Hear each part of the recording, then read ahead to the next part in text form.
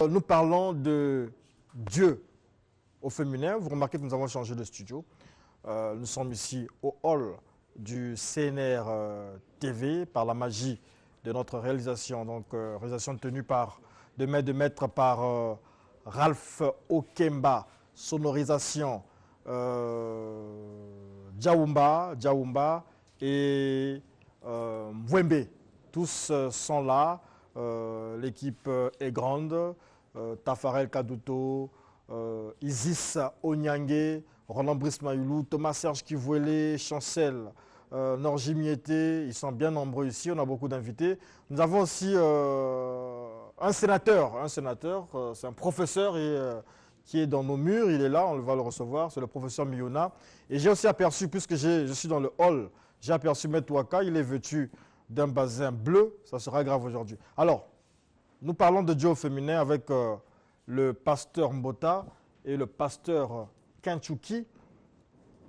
Pasteur Mbota, dernièrement, nous disait que Dieu au féminin, concept cher aux chanteurs, aux chantres, aux pasteurs, les faucons du ciel, était un concept démoniaque. Et vous avez réagi, vous avez pensé recadrer le pasteur Renaud Boris Mota à propos. On vous écoute, vous avez 5 minutes. Merci pour la parole, ancien chef. Merci. Allez-y. Parce que c'est grâce à vous que je suis là. Vraiment, je vous remercie et ceux qui sont à la technique. Si je suis là, c'est parce que le révérend pasteur Mbota, que j'aime bien, qui est un homme bien, qui édifie, et grâce à lui aussi. Aujourd'hui, nous sommes chez moi, je reçois des gens, c'est grâce à lui. Il est tenté de faire la marketing de mon Dieu. Et c'est grâce parce que tout le monde demande mais qui est Branham, et je les baptise de jour au jour. Merci pour ça, pasteur, je vous remercie. Continuez à faire ça. Alors, donc, ce qui m'a amené ici, c'est que lorsque le pasteur, sinon, si avec l'Ifoko, s'ils ont des problèmes, ça c'est lui et l'homme de Dieu, le pasteur l'Ifoko. Mais quand le pasteur arrive à dire, si l'Ifoko est arrivé là, c'est grâce à cette hérésie de William Marion Branham, tout ça, tout ce qui est Branham pour moi est très sensible. C'est pour ça que je ne pourrais pas aussi venir ici sans que demander d'abord sa permission. Et j'ai dit, mais Seigneur, mais qu'est-ce que tu veux que je puisse aille dire là-bas? Alors il m'a dit, non, vas-y. Et quand lui me dit, vas-y, vous savez ce qui se passe. Et là, je suis venu. C'est pour dire que non, effectivement, bel et bien, dans la chanson du pasteur, il faut que je l'ai écouté. Vraiment, tout est normal, tout est à merveille. Il n'y a pas le diable dedans. Même si le pasteur cherche le diable partout, mais là, il n'y a pas le diable. Je n'ai pas vu le diable dans Dieu au féminin. C'est pour ça que je suis venu. Et j'ai toujours cru et je crois que du côté de Dieu, il y a le côté féminin qui est là. Pourquoi je l'ai dit? Je vais lire. Parce que dans Dieu, il y a l'image de l'homme et de la femme dedans. Je vais lire dans Genèse chapitre 1, le verset 26. Je lis. Puis Dieu dit, faisons l'homme à notre image, selon notre ressemblance, et qu'il domine sur les poissons des mers, sur les oiseaux du ciel, sur les bétails, sur toute la terre, et sur tous les reptiles qui rampent sur la terre. Dieu créa à son image. Dieu créa l'homme à son image. Il le créa à l'image de Dieu. Il créa l'homme et la femme. Donc l'homme et la femme est créé à l'image de Dieu. Doutez que l'homme et la femme n'est pas l'image de Dieu, ça, il y a quelque chose qui ne va pas. Parce que la Bible ici nous confirme que Dieu créa l'homme à son image. Il les créa à l'image de Dieu. Il créa l'homme et la femme. Il y a un E qui est la conjonction de coordination qui relie tous les deux êtres là. Ils ont été créés par Dieu. Donc quand nous voyons la femme, c'est l'image de Dieu que nous voyons. Oui, Dieu, nous pouvons parler de Dieu au féminin. Il a des attributs du côté féminin. C'est juste. Quand je vais prendre le cas de Moïse, Moïse va conjuguer Dieu au féminin. Il va dire ceci. Moïse va dire ceci à Dieu. Regardez comment il s'adresse à Dieu dans le livre de Nombres, chapitre 11, le verset 11. Moïse fut attristé. Il dit à l'Éternel, pourquoi affliges-tu? Pourquoi affliges-tu ton serviteur? Et pourquoi n'ai pas trouvé grâce à tes yeux que tu aies mis sur moi la charge de tout ce peuple? Est-ce que c'est moi qui ai conçu ce peuple? Est-ce que c'est moi qui ai conçu ce peuple? Est-ce que c'est moi qui l'ai enfanté? Moïse s'adresse à Dieu en disant ceci: est-ce que c'est moi qui ai conçu ce peuple? Est-ce que c'est moi qui ai enfanté pour que tu me dises, porte-le sous ton sein, comme le nourricier porte un enfant jusqu'au pays que tu as juré à ses pères pour lui donner? Moïse s'adresse à Dieu comme étant au féminin. Moïse dit à Dieu: le peuple que tu m'as donné, la charge que tu m'as donnée là, est-ce que c'est moi qui l'ai conçu? Il veut dire à Dieu que c'est toi qui avais conçu ce peuple. Est-ce que c'est moi qui l'ai enfanté? Il veut montrer à Dieu que c'est toi qui as enfanté ce peuple. Pour que tu me dises, porte-le sous ton sein, comme le nourricier porte un enfant jusqu'au pays que tu as juré à ses pères de lui donner.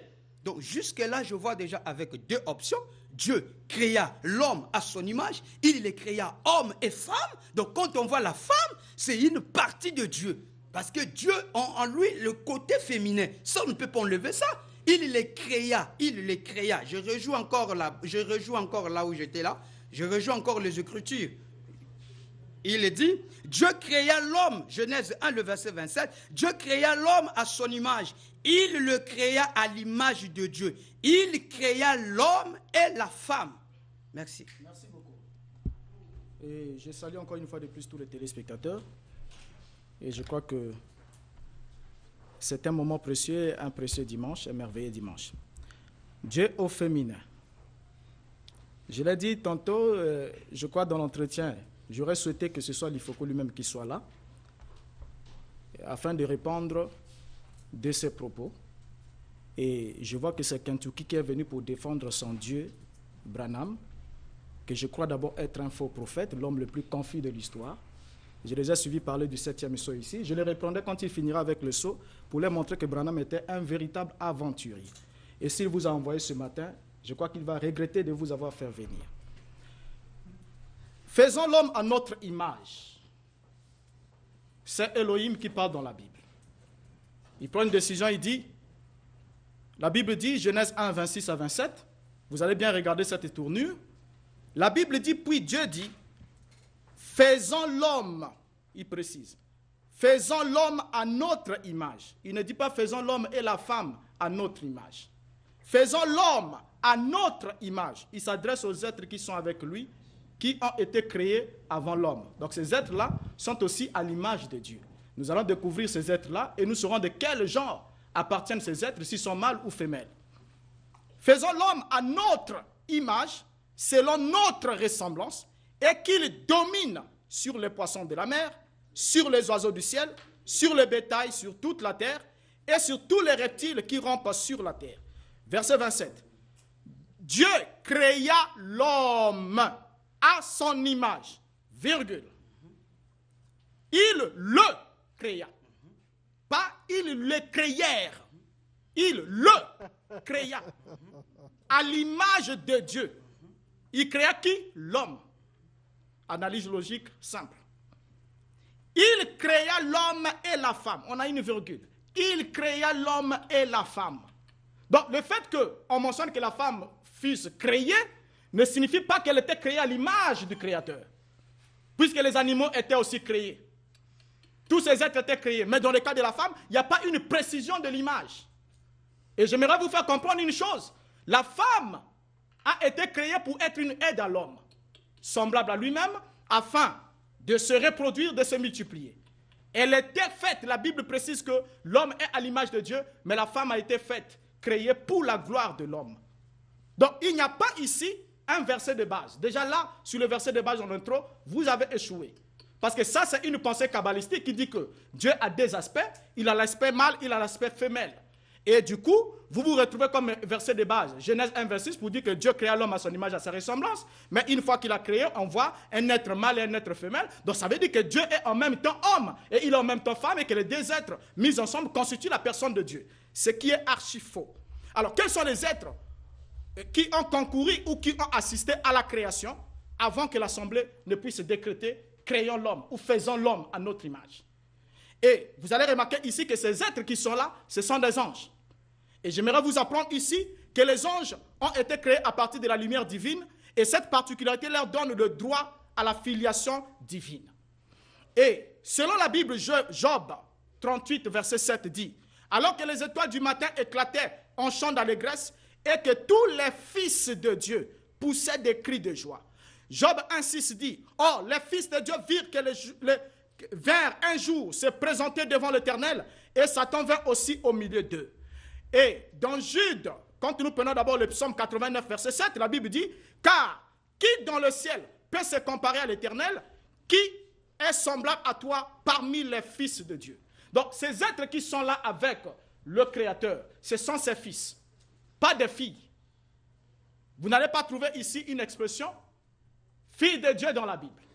Femme de Dieu, il y a des hommes de Dieu, mais pas des femmes de Dieu. Et l'homme a été créé avec le pouvoir de dominer. Il domine sur la création inférieure, les animaux, ceux qui sont dans le ciel, ceux qui sont sur la terre, ceux qui sont sous la mer. Mais c'est plus tard, une fois que le péché est entré, Dieu va lui donner la domination sur la femme.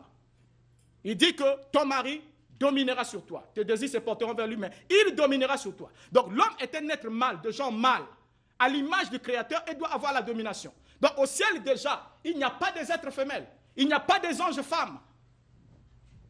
Merci, mon ami, le pasteur Mbota, que j'aime bien. Merci beaucoup, que Dieu vous bénisse. Et même si vous êtes là, ça ne me dérange pas, et quand je suis venu pour ça. Au ciel, il n'y a pas de femmes. Je vais lire la Bible. Au ciel, il n'y a pas de femmes. Je vais lire la Bible. Ok. Je vais lire la Bible. Je vais lire ici, là. Ils seront comme des anges. Je crois ceci, qu'au ciel, il y aura des femmes. Vous voyez, le pasteur Mbota ne veut pas de sœurs au ciel. Mais moi, je suis venu vous faire monter au ciel. Lui, vous descend du ciel, mais moi, je vais vous faire introduire au ciel. En tout cas, ça, je vais vous amener là-bas. Mais seulement, je vous apprends que là-bas, vous ne mettrez pas au monde, mais vous aurez votre position femme là-bas. Donc, n'amenez pas des guigories. Je vais lire la Bible. Nous allons interroger ici, là. Alors, Marc chapitre 12, 20. Hein, mes soeurs, ne pleurez pas, je suis là pour vous. Bon, maintenant, je lis ceci. Or, il y a 7 frères. Le premier se maria et mourut sans laisser de postérité. Le second prit la veuve pour femme et mourut sans laisser de postérité. Il en fit de même du troisième. Et aucun de 7 ne laissa de postérité. Après eux tous, la femme mourut aussi. À la résurrection, duquel d'entre eux sera-t-elle la femme? Car 7 l'ont eu pour femme. Josué leur répondit, n'est-ce pas vous qui êtes dans l'erreur? Parce que vous ne comprenez ni les Écritures ni la puissance de Dieu. Car à la résurrection des morts, les hommes ne prendront point de femmes, ni les femmes. Donc il y a des femmes qui sont là, ni des femmes des maris. Mais ils seront comme les anges dans le ciel. Ils ne seront pas des anges, mais ils seront comme des anges dans le ciel. Donc ils prendront, donc, il y aura des femmes qui seront là. Alléluia. Il y aura des hommes qui seront là. Ils ne prendront pas de femmes. Donc ça veut dire, qu'est-ce que je veux dire? Si j'ai une sœur qui est là-bas, la sœur ne doit plus se marier là-bas. Mais elle garde sa morphologie femelle. Vous comprenez cela? Maintenant, je débarque encore ici pour essayer un peu de dire, il n'y a pas de anges femmes. C'est archi faux, une doctrine du diable, pasteur Mbota, que j'aime bien. Regardez, je vais lire dans Zacharie 5, 9. Moi, je fais que lire. Je vais lire Zacharie 5, 9. Vous et moi, nous allons tous analyser quel genre, par rapport à notre temps aujourd'hui, si on nous disait, qu'est-ce que tu as vu là? Dis-nous ce que tu as vu. Regardez ce que Zacharie dit. Zacharie 5, 9. Je levai les yeux et je regardais, et voici 2 femmes parir. Le vent soufflait dans leurs ailes. Les femmes avec les ailes. Quelle idée pouvez-nous donner de ça? Je ne comprends pas. Puisqu'on m'a toujours enseigné que les anges ont des ailes. Mais les d'autres anges n'ont pas des ailes. Peut-être que si vous allez dire que tous les anges n'ont... Oui, tous les anges n'ont pas des ailes. Maintenant ici, je vais lire. Je levai les yeux et je regardais, voici 2 femmes parir. Le vent soufflait dans leurs ailes. Elles avaient des ailes comme celles des cigognes. Ce n'étaient pas des cigognes, mais il était semblable aux cigognes. Vous comprenez, pasteur Mbota? Donc jusque-là, je suis en train de dire, vous ne connaissez pas la Bible. C'est là l'erreur, pasteur. Vous voyez, vous êtes tellement accro à la science. Bien sûr, cela est bien, mais ici, on a besoin des arguments. Vous ne pouvez pas mettre un point à la Bible. Vous voyez, c'est ça le problème. Vous êtes pasteur, vous devez nous présenter des arguments. Dites-nous que Dieu, si Dieu n'a pas côté féminin, c'est grave. Et moi, je lis ici, il dit qu'il les créa hommes et femmes. Conjonction qui relie 2 à la fois, à l'image de Dieu. Ah ouais, pasteur Mota. Moi, je crois que les anges, oui, je crois ça, que ce sont des êtres qui ont été faits à l'image. Tout ça là, moi, je crois ça. Je crois ça dans cette affaire-là. Déjà, on a des anges femelles. Ce n'est pas moi, mais c'est votre Bible. Au moins que peut-être on arrache le verset là. Ah ouais. Bon. Alors, qu'est-ce que je voulais encore dire là? C'est par là que tout cela, ce sont des allégories. Ce sont des allégories que Dieu était en train de montrer là-bas. Quand Dieu parle de la femme, on comprend très bien que Dieu est le tout en tout. Il est le tout en tout. Pourquoi je le dis le tout en tout? Parce que l'apôtre Paul va nous aider. Je vais appeler l'apôtre Paul ici, qui avait déjà compris cette partie. Il va dire ceci. Dieu est le tout en tout. C'est l'apôtre Paul qui avait compris ça. Il va dire ici, là, regardez, Éphésiens chapitre 1, le verset 22. Il a tout mis sous ses pieds et il l'a donné pour chef suprême l'Église, qui est son corps, la plénitude de ce qui remplit, de celui qui remplit le tout en tout. Je m'arrête d'abord là. S'il est en tout, je ne sais pas comment vous pouvez disqualifier Dieu de ne pas être une femme. Merci beaucoup. Ok, merci mon ami. Au ciel, il n'y a pas de femme. Je l'ai dit, je l'ai redit. Et déjà, dire qu'il y a des êtres qui soient au ciel avec une morphologie féminine, c'est vraiment grave. Zacharie chapitre 5, le verset 9 qui parle des êtres. Zacharie est bien dans une vision. Et il est dans une vision, il dit qu'il voit s'envoler des femmes avec des ailes comme ceux de cigognes. Mais Zacharie ne précise pas que ces femmes étaient des anges. Quand il veut parler des anges, il mentionne bien le terme hébreu malak, qui signifie ange, donc un peu plus bas. Mais quand il parle de femmes dans la vision, il ne parle pas des anges. Et je vais vous apprendre qu'une vision est une allégorie, comme vous l'avez dit. Et ce sont des symboles qui peuvent représenter un élément ou donner un message, mais d'une entité qui en réalité n'existe pas. Et je vais vous apprendre aussi qu'avant que Zacharie ne voie voler ces femmes qui avaient des ailes comme des cigognes, Zacharie a vu un rouleau qui s'envolait. Un rouleau qui s'envolait, vous allez dire que c'est quel être qui s'envole dans les airs. Et donc il y a des anges et rouleaux. Alors ici, ce n'est pas le cas. Déjà Zacharie 9, vous allez trouver là, montrer qu'il s'agit bien d'un ange. Zacharie n'a pas parlé il n'a pas dit que c'était un ange. Il était dans une vision et il a vu des multiples de visions de chaudières qui étaient renversées et beaucoup d'autres choses. Alors là, le cas ne marche pas. Et quand vous dites aux femmes, voilà les sœurs, je suis là pour vous faire entrer au ciel, pour faire un peu votre petit numéro, votre petit clown et amuser un peu la galerie, et j'aimerais parler avec les textes. Vous avez lu ici un verset biblique, là où Christ, on lui pose la question de savoir qui sera le l'époux d'une femme dont les 7 maris qui l'ont eu sont morts successivement. Et une fois qu'ils seront au ciel, elle sera la femme de qui parmi les 7? La Bible dit ceci. On va lire le Christ. Il répond dans Luc chapitre 20, le verset 36 à 34 à 36. Il dit ceci. Yeshua leur répondit. Les enfants de ce siècle prennent des femmes et des maris.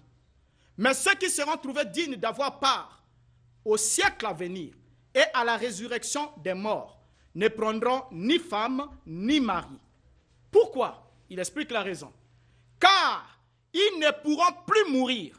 1. Ils seront immortels parce qu'ils seront semblables aux anges, virgule, et qu'ils seront fils de Dieu étant fils de la résurrection. Ils seront, donc homme, femme, fils, semblables aux anges. Ils seront tous, la Bible précise, ils seront fils de Dieu étant fils de la résurrection. Alors, ce passage ne nous permet pas d'affirmer que les anges soient asexués, c'est-à-dire qu'il n'y ait pas de sexe ou n'est pas de genre. Comme il y a des gens qui disent que les anges ne sont ni femmes ni hommes. Mais ici, c'est le Christ qui dit ils seront des fils de Dieu, pas des fils et filles de Dieu. C'est la raison pour laquelle ils ne doivent pas se marier parce qu'ils seront semblables aux anges. Et l'apôtre Paul que tu as cité parle ici, on lui pose la question, on dit, mais dans 1 Corinthiens chapitre 15, le verset 35, mais quelqu'un dira, comment les morts ressuscitent-ils et avec quel corps reviennent-ils? Verset 36. Insensé, ce que tu sèmes ne reprend point vie s'il ne meurt. Et ce que tu sèmes, ce n'est pas le corps qui naîtra. Verset 37. Ce que tu sèmes, ce n'est pas le corps qui naîtra, dit l'apôtre Paul. Donc vous sèmez un grain de bleu, quand vous allez enterrer là, vous allez enterrer un homme. Non, on a enterré un frère ici, on a enterré une femme ici. Ça, c'est ce que vous avez semé. Mais Paul dit, ce que tu sèmes, ce n'est pas ce qui repousse. Il prend l'exemple d'un grain de bleu. Quand vous allez planter un grain de maïs, ce n'est pas le maïs qui va sortir, mais c'est une herbe. Donc un type de corps différent. Maintenant ici, ce type de corps différent, le Christ dit, les hommes ne prendront ni de femmes ni de maris, parce qu'ils seront tous semblables aux anges. Et il donne une précision, ils seront fils de Dieu. Donc ici, ni les anges ne sont asexués au paradis, mais il nous a dit qu'au paradis, il n'y aura pas de mariage. Notez qu'il n'y a pas d'ange féminin avec qui les anges pourraient faire des enfants. L'ordre de se reproduire a été donné aux êtres humains. Et s'il y avait des anges femmes au ciel, les anges ne quitteraient pas le ciel pour aller avec les filles des hommes. Et s'ils l'ont fait au temps de Noé, qui a fait qu'il y ait la destruction, c'est parce qu'ils n'avaient pas l'espèce, le genre femme au ciel. Et vous voulez aujourd'hui emmener au fait. Je ne sais pas sur quelle base, vous voyez comment vous vous aventurez avec le texte. Selon le Christ, il dit, ils seront fils de Dieu, pas fils et filles de Dieu. Donc on sera fils, semblable aux anges. Et nulle part dans la Bible, il est présenté un ange féminin. Trouvez-en un. Les anges ont visité les hommes depuis la nuit des temps. Ils ont toujours été identifiés aux hommes, au sexe masculin. Arrivé à Sodome, on a même voulu coucher avec eux, pensant que c'était des hommes. Merci beaucoup, pasteur Kantouki, pasteur Mbota. Je retiens du pasteur Mbota que les hommes et les femmes ressuscités au ciel seront tous fils. Mais le pasteur Kantouki nous dit ici que les hommes et les femmes se retrouveront au paradis ou auprès de Dieu avec leur forme initiale, mais là-bas, il n'y aura pas de reproduction. C'est bien cela. C'est la Bible. Nous sommes à la fin de ce face-à-face. Il vous reste donc un temps de parole. Pasteur Kantouki, vous avez 5 minutes pour clôturer, pour clore ce débat. Ensuite, Renan Boris Mbota, pasteur, vous conclurez aussi. J'aimerais dire ceci au pasteur Mbota. Il ne faut pas prendre ce que Paul a affirmé. C'est grave que vous aurez d'autres corps au ciel. C'est très grave. Parce que Paul a commis une grande erreur. Regardez pourquoi je l'ai dit. Parce que le maître Yoshua dit ceci, que Marc 9, le verset 47.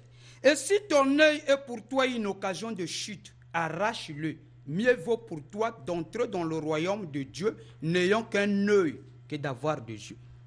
Tu comprends ce qu'il dit là? Vous comprenez? Donc, Jésus est tenté de montrer qu'avec le même corps, si ton œil est une occasion de chute, arrache ça, mais au ciel, vaut mieux être là-bas avec un œil crevé. Et l'apôtre Paul a dit ça où? Par quel verset? C'était sa polémique à lui-même ou bien qui l'a dit ça? Il semble contredire ce que le maître est tenté d'enseigner sur le changement de corps. Jésus dit là-bas, vaut mieux rentrer là-bas avec un œil crevé. J'aimerais détailler encore quelque chose. Dieu au féminin. Ici, Dieu au féminin lui-même va se conjuguer ici, là. Toujours vous avez dit, là je vois que vous êtes en train de faire comme ça. Vous n'avez pas pu expliquer ce qui est là. Zacharie 5,9. Je levai les yeux, je regardais, voici 2 femmes parir, le vent soufflait dans leurs ailes. Elles avaient des ailes comme celles des cigognes. Même si vous ne voulez pas croire ça, mais ça y est là. Eh bien, c'est déjà écrit. Maintenant, regardez ce qui se passe ici. Dieu va se conjuguer lui-même au féminin. Ici, je vais lire ici, là, Ésaïe. Je suis là dans Ésaïe. Je vais lire dans Ésaïe. Ésaïe 66, le verset 8, je lis. Qui a jamais entendu pareille chose? Qui a jamais vu rien de semblable? Un pays peut-il naître en un jour? Il dit, une nation peut-il naître, peut-il enfanter d'un seul coup? À peine en travail s'y a enfanté ses fils. Ésaïe 66, le verset 9. Ouvrirai-je le sein maternel pour ne pas laisser enfanter? Dit l'Éternel, moi qui fais naître, empêcherai-je d'enfanter, dit ton nom, ton Elohim.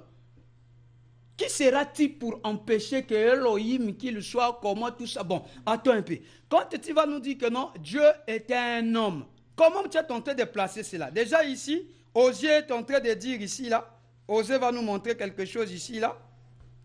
Osée 11, le verset 9 dit, je n'agirai pas selon mon ardent colère. Je renonce à détruire Ephraïm, car je suis Dieu, je suis Elohim et non pas un homme. C'est là que je dis que la femme a été créée à l'image de Dieu et à la ressemblance de Dieu. Tout comme l'homme a été créé à l'image de Dieu et à la ressemblance de Dieu. Donc Dieu a deux côtés en lui, il a un côté féminin et il a un côté masculin. Ce n'est pas moi qui l'ai dit, c'est la Bible qui l'a dit ici.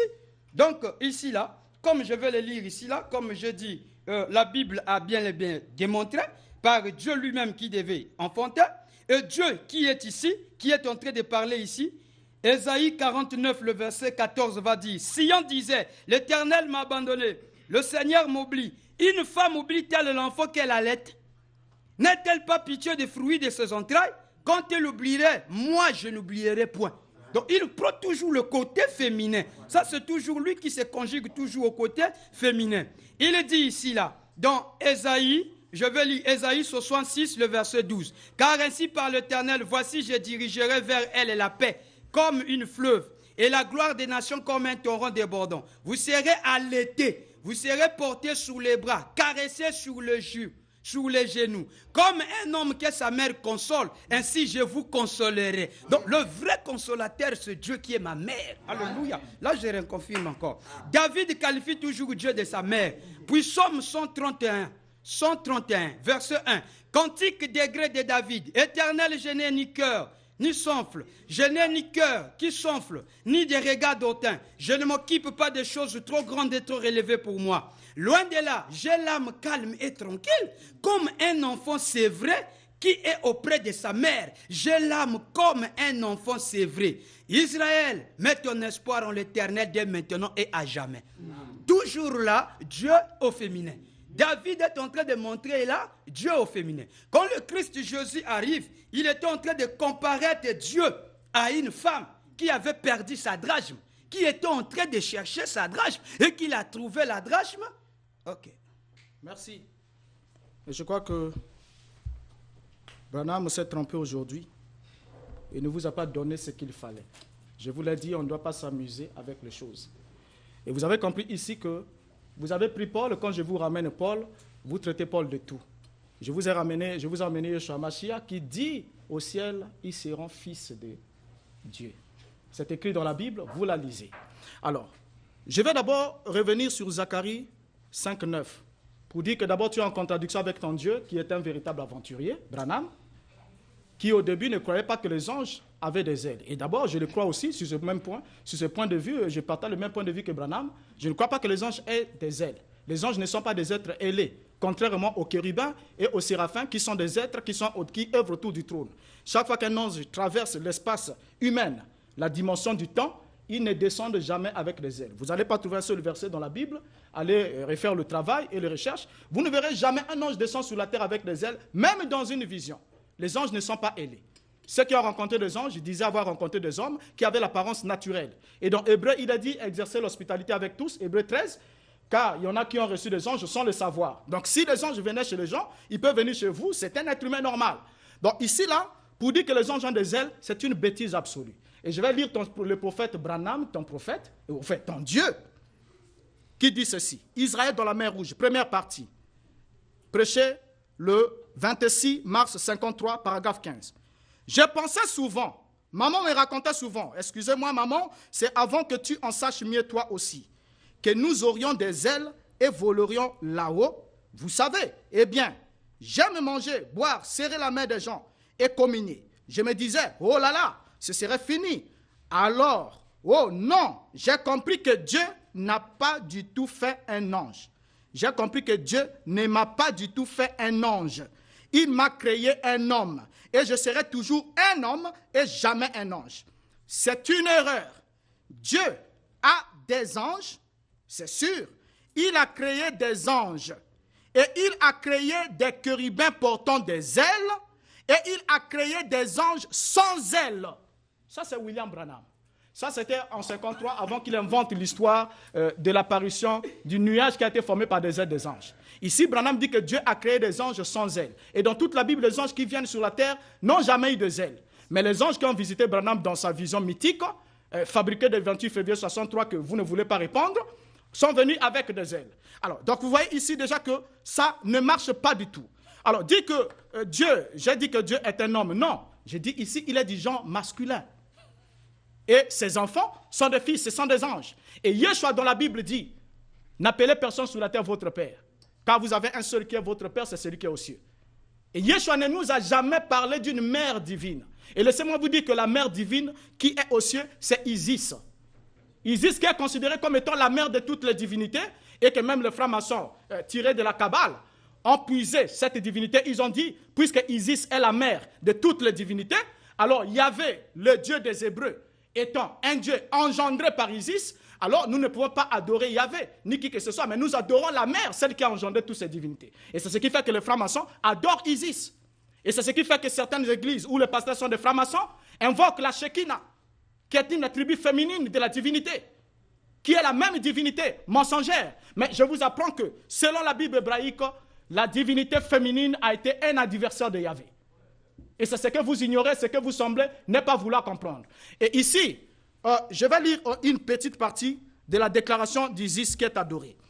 Je la lis ici, là. Je vous trouve ce témoignage pour que vous compreniez un élément de fait que le Dieu au féminin invoqué ou chanté par l'Ifoko n'est pas juste une allégorie, mais des attributions réelles. Je lis les paroles d'Isis, cette divinité qui a été rapportée. Il dit, « Je suis la nature, mère des choses, maîtresse de tous les éléments, origine et principe des siècles, divinité suprême, reine des manesses, premier entre les habitants du ciel, type uniforme des dieux et des déesses. C'est moi dont la volonté gouverne les voûtes lumineuses du ciel, les souffles salubres de l'océan, les silences lugubres des enfers. Puissance unique, je suis par l'univers entier adoré sous plusieurs formes, avec des cérémonies diverses, avec 1000 noms différents. Les Phérygiens, premiers-nés sur la terre, m'appellent la déesse mère des paysannantes. Les Athéniens, autochtones, me nomment Minerve la Cécopienne. Chez les habitants de l'île de Cypre, je suis Vénus de Paphos. Chez les Crétois, armée de l'arc, je suis Diane d'Ictina. Chez les Ciliciens, qui parlent 3 langues, Prospérine de Signette.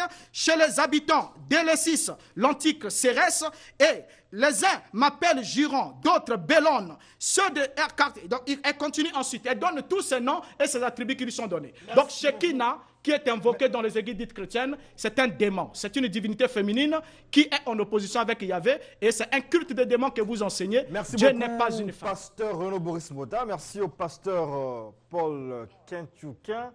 Voilà, vous avez notre numéro. Si vous voulez, il y a eu 3 débats déjà, que ces gens-là reviennent. Nous allons réorganiser ces débats dans la grande salle de spectacle. Il nous reste un seul débat, c'est celui avec Maître Waka qui est déjà là. Et donc, c'est la fin de ce 3e face-à-face. Pasteur Mbota, est-ce qu'on devrait retenir que l'Ifoko du ciel et tous les branhamistes et tous ceux qui croient au message du temps de la fin sont des francs-maçons? Branham l'a dit, all my people are masons. Ça veut dire quoi? Je ne comprends pas l'anglais. En anglais, il dit, tous mes gens sont des maçons.